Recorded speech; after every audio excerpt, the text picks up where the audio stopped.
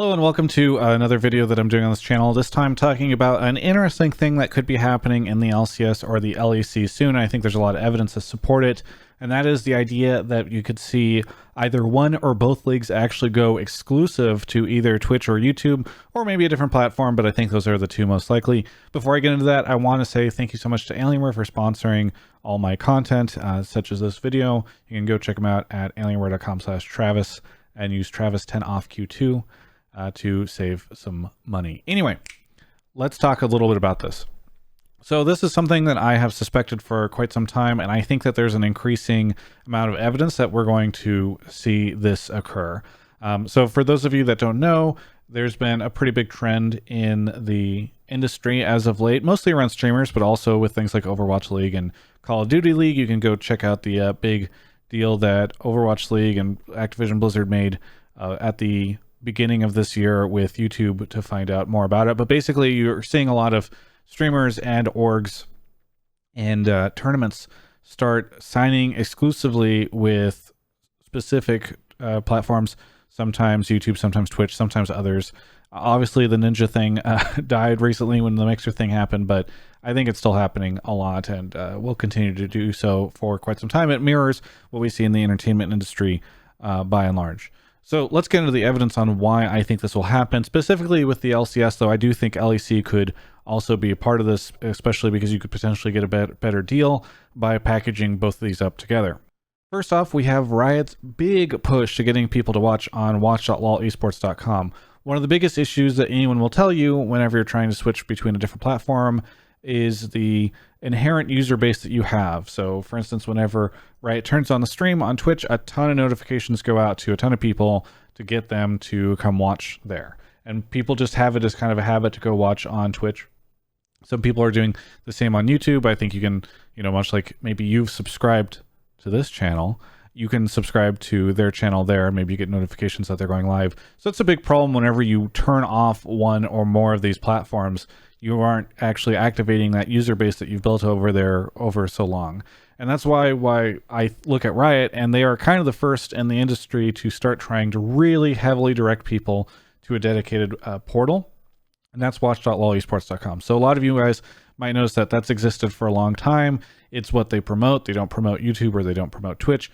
They've been doing that for a while, but they've been making a pretty big strides recently to direct a lot of traffic there. The biggest one is obviously drops. So now you can earn stuff by watching on the site. I know there's been a bunch of Reddit threads about people frustrated, especially with the LEC drops, but whatever. The whole point is that you can tell that the strategy is to try to get people to go there. They're essentially giving you free stuff to watch on watch.lolesports.com rather than on Twitch and YouTube. And not only are they giving you free stuff to watch it there, but they are also, that's something that they're using to be able to drive up the viewership quite a bit. And actually, speaking of the viewership, they've been touting, so Riot I think historically has been not that great outside of maybe Worlds at talking about like, oh, we're getting a ton of views. This is something that a lot of other, entities in the entertainment space do, but normally you don't really have the greatest gauge on like how good the LCS is doing and viewership or the LEC unless they're, you're looking at some third party device or website or something. I don't know why I said device. And so now for the first time, you're actually seeing Riot talking about this a lot. And so for instance, the LEC talked about it with LCS whenever they talked about how they were having issues with the broadcast and they were looking at it. Even there, they talked about how good their viewership has been.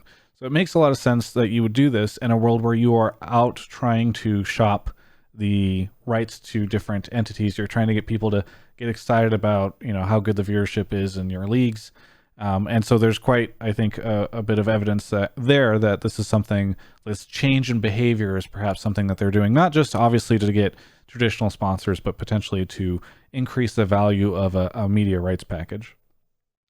I think more than ever in the past couple of years, you have also seen Riot push the idea of like making these leagues profitable. So for a long time, the general wisdom was like, hey, this is esports is a thing that we do as kind of a feature to the game, and we think that people who watch the esport will drive revenue to our game. Well, all that changed whenever we hit franchising for different leagues, and now these things are all expected to be either break even or eventually profitable.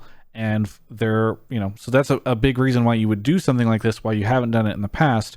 And speaking of that, Commissioner Greeley actually said in an interview with the Washington Post earlier this year, echoing words that Mark Merrill, the co-founder of Riot, had said previously, that the league is expected to be profitable in the coming year. Now, obviously, sponsors have increased in that, but if you were really confident, let's say you were to sell like a big multi-million-dollar package, which they tried to do previously, by the way, with the BAMTech deal that fell through. You can go look that up. But if you had the expectations that you were about to sell some big multi-million-dollar package, perhaps that would give you the confidence to be able to say, hey, we're expecting to do something exclusive. And then I think the biggest thing for me is, like, I actually had this conversation with Greeley on Hotline League, and he said that this is something that they would do if it made sense. Ultimately, if there's an exclusive media deal that we're interested in pursuing and it makes sense for the league and for our ownership and for our fans, I think that this will be something we consider, but ultimately, like, co-streaming isn't going to make or break our media rights deal.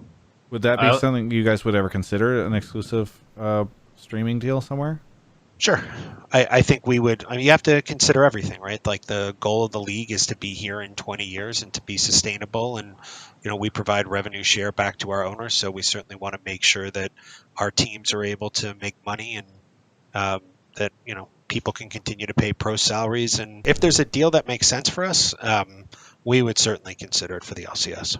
Given the, values that you're starting to see different people get for going exclusive, it's hard to imagine that this wouldn't make sense, right? That Twitch or YouTube would not want to lock this up, or like another partner. You could play off the idea, Facebook's making their big push now that they're partnering with Microsoft.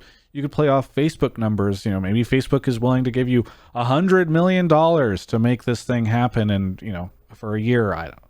That's insane, but some huge number, and you can go to the other platforms and say, hey, you gotta sign us exclusively, otherwise we'll go to Facebook. And look, now all of our viewers are going to watch.lolesports.com, so they don't need to go watch on your platform.